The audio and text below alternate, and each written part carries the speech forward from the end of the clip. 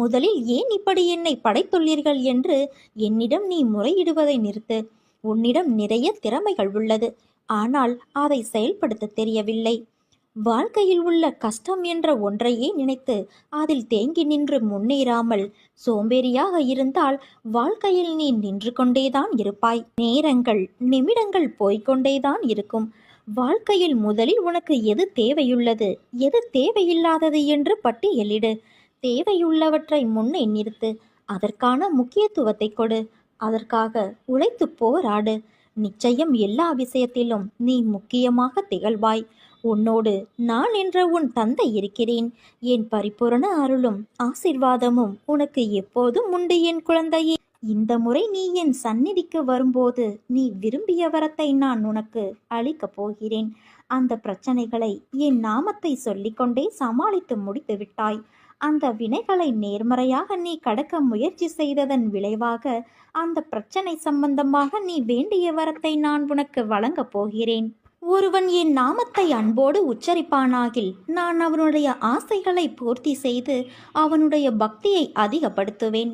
என் வாழ்க்கையையும் செயல்களையும் ஊக்கமோடு இசையாக பாடுவானாயின் அவனுக்கு முன்னும் பின்னும் எல்லா திக்குகளிலும் சூழ்ந்திருப்பேன். என்னிடம் உள்ளத்தையும் உயிரையும் ஒப்புவித்த அடியார்கள் இந்த நிகழ்ச்சிகளை கேட்டதும் இயற்கையிலேயே மகிழ்வெய்துவர். எவன் என்னிடம் பூரண சரணாகதி அடைகிறானோ, எவன் என்னை விசுவாசத்தோடு வணங்குகிறானோ, எவன் என்னை நினைவிலிருத்தி நிரந்தரமாக தியானம் புரிகிறானோ அவனை விடுவிப்பது என் சிறப்பு இயல்பாகும். என் நாமத்தை உச்சரிப்பவர், என்னை வணங்குபவர், என் நிகழ்ச்சிகளையும் வாழ்க்கையை பற்றியும் எண்ணி என்னை நினைவில் இருத்தி இருப்பவர்கள் எங்கெனம் உலகப் பொருட்கள், உணர்ச்சிகள் இவைகளில் கவனமுள்ளவர்களாக இருக்க முடியும்? அவர்களை சாவின் வாயிலிருந்தும் நான் வெளியே இழுத்து விடுவேன்.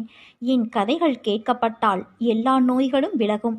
என் கதைகளை மரியாதையோடு கேட்டு அவற்றை எண்ணி தியானம் செய்து கிரகித்துக்கொள். இதுவே மகிழ்ச்சிக்கும் திருப்திக்குமான மார்க்கமாகும். நேர்மையாகவும் உள்ளபூர்வமாகவும் உன் லட்சியத்தை அடைய செயல்படும் போது நீ எதிர்பார்த்தது கிடைக்கவில்லை என்றால் துவண்டு போகாதே.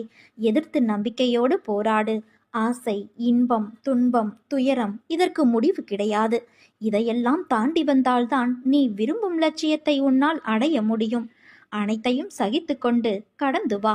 கவலை எதற்காக? எதற்காக இந்த பயம்? உன்னோடு நான் இருக்கிறேன். கஷ்டம் என்பது எல்லோருக்கும் வருவது. அதன் பிடியிலிருந்து யாரும் தப்புவது இல்லை. இதை நீ தெரிந்தும் உணராமல் இருக்கிறாயே. மற்றவர்களுக்கு ஒரு கஷ்டம் என்றால் முன்னால் ஓடிப்போய் ஆறுதல் சொல்வாய். இப்போது உனக்கு கஷ்டம் வந்ததும் ஆற்றாமல் ஏதேதோ நினைத்து கொண்டு வாழ்வில் பிடிப்பில்லாமல் இருக்கின்றாய்.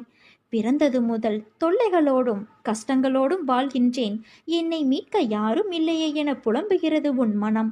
நீ பிரச்சனைகள், தடங்கல்கள் என்னும் கடலில் கழுத்து வரை மூழ்கி இருக்கலாம். துக்கமும் வேதனையுமாய் படுகுழியில் ஆழமாய் அமிழ்ந்து போயிருக்கலாம். ஆனால் வருத்தப்படாதே. பொறுமையை கடைப்பிடி. கவலையை விட்டொழி. அமைதியாக இரு. உன் துக்க நாட்கள் முடிந்து போய்விட்டது. நீ விரைவில் அனைத்து இன்பங்களையும் பெறுவாய் குழந்தையே. உன் வேண்டுதல்கள் கேட்கப்பட்டது. அது நிறைவேறியே தீரும். உன்னுடைய துயர் துடைக்க உன்னை தேடி நீ இருக்கும் திசையை நோக்கி நான் ஓடி வந்திருக்கின்றேன். நான் விரும்பாமல் எவரும் என்னை தேடி வர முடியாது. இழந்ததையெல்லாம் உனக்கு மீட்டு மீண்டும் தருவேன் குழந்தையே. உன் செயல்கள் நல்லதாகவும் உனது நடத்தை சரியாகவும் இருந்தால் உன் அனைத்து விஷயங்களையும் நானே உடனிருந்து கவனித்துக் கொள்வேன். இந்த உலகம் இன்னும் உன்னைப் போல மாறவில்லையே என்று நான் அடிக்கடி நினைத்து கொள்கிறேன். எத்தனை கவலைகளையும் கஷ்டங்களையும் நீ தைரியமாக சந்தித்து அனைத்திலும் வெற்றி பெற்று வெற்றி கிடைக்காதவற்றில் இதில் எனக்கு விருப்பமில்லை என்று ஒதுக்கி தள்ளி நீ நடந்து வந்த பாதையை நான் திரும்பி பார்க்கிறேன். பெருமையாகவும் பெருமிதமாகவும் இருக்கிறது. நான் என்றும் எதற்கும் உனக்கு கஷ்டங்களை தந்திர நினைத்தது கிடையாது. அனுபவங்களை தரவே நினைப்பேன். உனக்கு முடியாத போது கை நீட்டி நானே இழுத்துக்கொள்வேன். நீ எவ்வளவோ சோதனைகளை கடந்து விட்டாய். உன் கண்ணீர் துக்கமெல்லாம் முடிந்துவிட்டது. இந்த மகிழ்ச்சியின் படிகளில் நீ தடம் பதிக்க ஆரம்பித்து இருக்கிறாய் குழந்தையே. நான் உன் கரங்களை பிடித்துள்ளேன். தைரியமாக நம்பிக்கையோடு நட. வெற்றி உனது. கருமங்களை குறைத்து கொள்ள வழி தெரியுமா உனக்கு? அதை தைரியமாக அனுபவிப்பது மட்டும்தான். எப்போதும் என்னை நினைத்து என்மேல் நம்பிக்கை கொண்டு இருந்தால் அதை அனுபவிக்கும் சக்தியை நான் உனக்கு கொடுப்பேன். அது துன்பம் என்ற எண்ணம் உன்னில் ஏற்படாமல் நான் செய்வேன். உன்னை வெறுத்தவர்கள் முன் நீ வாழ்ந்து காட்டுவாய் குழந்தையே. என்னை மனதார நினைக்கும் பக்தனை நான் என்றும் கைவிட மாட்டேன். உன்னுடைய எல்லா லட்சியங்களையும் நான் அடையும்படி செய்வேன். இதற்காக நான் உன்னிடம் கேட்பது விசுவாசமும் உற்சாகத்தோடும் பொறுத்திருப்பது மட்டுமே. உன் வாழ்வில் நான் என்றுமே தீபத்தை ஏற்றுவேன். உன் வாழ்வு இனி மிக பிரகாசமாக இருக்கப் போகிறது. இனிமேல் உனக்கு சகல சௌபாக்கியங்களும் கிடைக்கப் போகிறது குழந்தையே. உன்னை தேற்றுவதற்காக 1000 முறை நான் சமாதானம் கூறினேன். இதற்கு பிறகும் கூறுவேன். ஆனால் நீயோ உன் மனதில் சுமையை இறக்கி வைக்கிறாய். அதே சமயத்தில் சிறிது நேரத்தில் அதையே மீண்டும் சுமக்கின்றாய். மீண்டும் புலம்புகிறாய். எதற்கு? நான் பார்த்து கொள்ள மாட்டேனா? என் மீது உனக்கு நம்பிக்கை இல்லையா? உனக்கான அனைத்தையும் நான் சரி செய்து வருகிறேன். நீ என் மீது நிறைய அன்பு வைத்துள்ளாய். அது எனக்கு தெரியும். நீ ஜென்ம ஜென்மமாய் என்னுடைய உயிராய் இருக்கும் குழந்தை. உன்னை சரி செய்வது என்னுடைய பொறுப்பு. உன்னை ஒருபோதும் நான் வேதனைப்படுத்த மாட்டேன் குழந்தையே. உனக்கு இன்றைய நாள் வரை நண்பர்கள் காயப்படுத்தி இருப்பதை மட்டும்தானே நீ அறிவாய். ஆனால் உண்மையான நோக்கம் உன்னை காயப்படுத்துவதல்ல. அவர்கள் உன் அன்பை ஒரு பொருட்டாக கூட மதிக்கவில்லை. உன்னை கேலி பொருளாக மற்றவர்களிடம் சிரித்து உன் அன்பை அலட்சியப்படுத்திய வழி அது. நீ உரிமையாய் கோபம் கொண்டதை அவர்கள் சித்தரித்து சொன்ன விதத்தால் அவர்கள் முன் நீ கோபம் கொண்டவர்களாக தெரிய வைத்து உன் பெயரையே கெடுத்தார்கள். புது நண்பர்கள் அறிமுகத்தால் உன்னை அலட்சியம் செய்து பேச வைத்தார்கள். எதற்கு என்று அமைதியாக இருந்தாலும் உன்னை விடாமல் காயப்படுத்தி பதம் பார்க்கிறார்கள். அவர்கள் நம்பிக்கைக்கு உரியவர்கள் அல்ல என்பதற்காகத்தான் உனக்கு அதை பற்றிய விஷயங்களை புரிய வைத்து அவர்களிடம் இருந்து உன்னை விலக்கினேன். இனிமேல் எல்லாம் நல்ல நேரம்தான். உனக்கு அவர்களிடம் இப்படி பேசாமல் இருக்கிறோமே என்று சரியா இது தவறா என்று யோசிக்கிறாய். நீ எதையும் போட்டு மனதில் குழப்பிக் கொள்ளாதே. நீ யோசிப்பது சரிதான். உனக்கு இந்த அமைதிதான் நிம்மதி தரக்கூடியது. நீ போகும் பாதையை நான் தான் வழி காட்டுகிறேன். அதனால் இது சரியா என்று யோசிக்காதே. நான் துணை நின்று பாதுகாப்பேன். என் உயிரான குழந்தை, நீதான் எனக்கு உலகம். என் திட்டம் எப்பொழுதுமே சிறந்தது. சில சமயங்களில் செயல்படுத்தும் முறை தாமதமாகவும் வேதனையாகவும் இருக்கலாம். ஆனால் நான் மௌனமாக இருக்கும் போதும் நீ காத்திருக்கும் போதும் நான் உனக்காக சிறந்த சூழ்நிலைகளை தயார் செய்து கொண்டு இருக்கிறேன் என்பதை நினைவில் கொள் என் குழந்தையே. என்னை நோக்கி நீ வேண்டுதல் செய்ய துவங்கிய அந்த நேரத்திலேயே உனக்கு பதில் தரும் வேலையை நான் துவங்கிவிட்டேன். அதனால்தான் நீ சோதனைகளை அனுபவிக்கிறாய் என்பதையும் உனக்கு பலமுறை அறிவுறுத்தி வைத்திருக்கின்றேன். இப்போது அதை நினைவுபடுத்துகிறேன். கலங்காத இரு என் குழந்தையே. தாமதமானாலும் தப்பாமல் கிடைக்கும். நல்ல இடத்திலும் தகுந்த நேரத்திலும் உன்னை ஓடி வந்து நான் காப்பேன். நான் என் பக்தர்களின் பிடியில்தான் இருக்கின்றேன். அவர்கள் பக்கத்திலேயே நிற்கிறேன். எப்போதும் அவர்களுடைய அன்பை தாகத்தோடு நாடுகிறேன். துன்பத்தில் அவர்கள் கூப்பிடும்போது நான் உடனே ஓடி வருகிறேன். என் தங்கமே, உனக்கு கிடைத்ததை ஏற்றுக்கொள். அதில் உன்னை யாரென்று நிரூபித்து காட்டு. தலை வணங்கி செல்ல கற்றுக்கொள். எது நடந்தாலும், மற்றவர்கள் உன்னை கடிந்து கொண்டாலும் சிரம் தாழ்த்திப்போ. உன்னை தேடி அனைத்தும் தானாக முன்வந்து நிற்கும். பணிவு, பொறுமை, நிதானம் இவற்றை மனதில் நிறுத்தி கொண்டு தினமும் செயல்படு.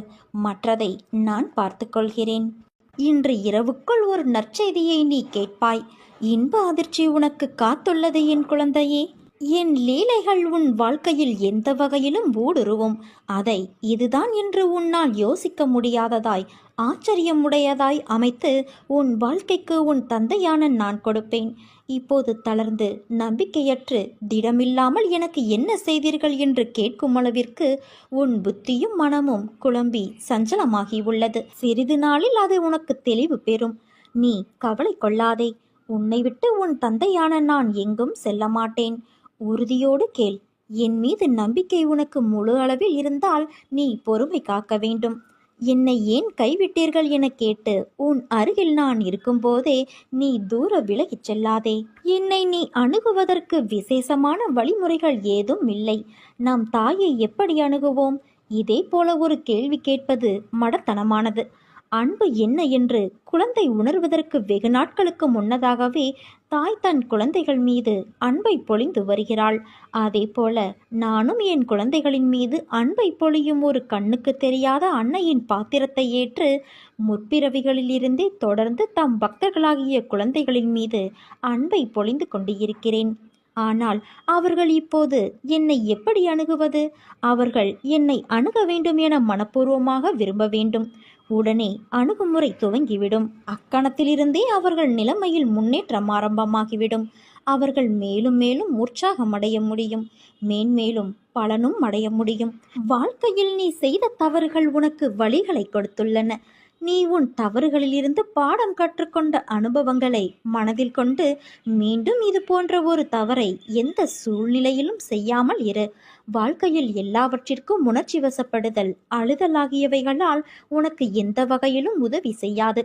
நீ வாழ்க்கையில் இவற்றை கடந்து எவ்வாறு முன்னோக்கி செல்வது என்பதை குறித்து சிந்தித்து செயல்படு. அதற்காக தேவையில்லாத வழியில் செயல்பட நினைக்காதே. குறுக்கு புத்தி சுயநலமானது, விரைவில் துன்பத்தை தரக்கூடியது. குறுக்கு புத்தி இல்லாமலும் கள்ளம் கபடமற்ற நிலை முட்டாள்தனம் இல்லாமலும் இருக்க வேண்டும். நீ புத்திசாலியாகவும் கள்ளம் கபடமற்றவராகவும் மனித தன்மையோடு கூடிய கூர்மையான புத்தியோடும் இருக்க வேண்டும். என் வார்த்தைகள் மீது நம்பிக்கை வைத்து செயல்படு என் தங்கமே. நீ நிச்சயம் தடைகளை தகர்த்து வெற்றியடைவாய். இது உன் தந்தையான என்னுடைய சத்திய வாக்கு. உன் அம்மா அப்பாவாகிய நான் உன்னோடு இருக்கிறேன். எந்நேரமும் உன்னை நான் பாதுகாத்து கொண்டே இருப்பேன். நல்லதே நடக்கப் போகிறது என் தங்கமே. கடல் அலை போல 1000 துன்பங்கள் உனக்கு வந்தாலும் உன் தந்தையான நான் உன்னை கரை சேர்ப்பேன் என்ற நம்பிக்கை உனக்கு முழுமையாக இருக்கிறதல்லவா? பிறகு உன் தந்தையான நான் உன்னை எப்படி கைவிடுவேன்? நீ நம்பிக்கையோடு இரு, நல்லதே நடக்கும். யார் வேண்டுமானாலும் எதை வேண்டுமானாலும் பேசட்டும். உன் பாதையில் நீ உறுதியாக இரு. உன் மீது நம்பிக்கை வை. உன் மீது நீ வைக்கின்ற அசைக்க முடியாத நம்பிக்கையே நீ என் மீது வைக்கின்ற நம்பிக்கையாகும். என்னால் எதுவும் முடியும் என்று சொல். நிச்சயம் அது முடியும். காரணம், உன்னில் இருப்பது நீ அல்ல, உன் தந்தையான நான். உன் குலம் தலைக்க, குடும்பம் செழிக்க உன் தந்தையான நான் உனக்கு எப்போதும் துணையாக இருப்பேன். தான் என்ற அகம்பாவத்தை விடுத்து கருணை, மன்னிக்கும் தன்மை, சேவை மனப்பான்மை, அகிம்சை போன்ற தெய்வீக குணங்களை ஒருவர் தமக்குள் கொண்டு வர முடிந்தால் உன் தந்தையான நான் உன்னுடனேயே இருந்து உன்னை வழிநடத்தி அழைத்துச் செல்வேன். உன் மனதில் தோன்றிய கவலைகளாலும் நீ அடைந்த துன்பங்களாலும் எதிர்காலத்தை பற்றிய பயம் உன் உடல் கட்டுக்கோப்பை இழந்து வாடி மெலிந்து கண்களில் ஒளியில்லாமல் நீங்கி இருப்பதை பார்த்து நான் நெஞ்சம் உடைந்தேன். நான் உனக்கு என்னை வெளிப்படுத்தி கொண்டு ஒவ்வொரு நிகழ்விலும் உன்னோடு இருப்பதை உறுதிப்படுத்தி கொண்டே இருந்தேன். இப்போதும் அப்படித்தான் இருக்கிறேன். ஆனால் என்னை காணவில்லை என்றும் உன்னை கைவிட்டு எங்கோ மறைந்து கொண்டேன் என்றும் மனதிற்குள் நினைத்து கொண்டு என் மீது நீ வெறுப்பு காட்டுகிறாய். நீ என்னை பற்றி நினைத்து கொண்டு இருக்கும் அதே வேளையில் நீ சற்றும் எதிர்பாராமல் உன் முன்னால் வந்து நிற்கும் எந்த வண்டியிலாவது என் சித்திர ரூபத்தை கண்டுவிட்ட மகிழ்ச்சியை நீ எப்படியெல்லாம் கொண்டாடி மகிழ்வாய்? அப்படிப்பட்ட நீயா இன்று இந்த நிலைமையில் இருப்பது?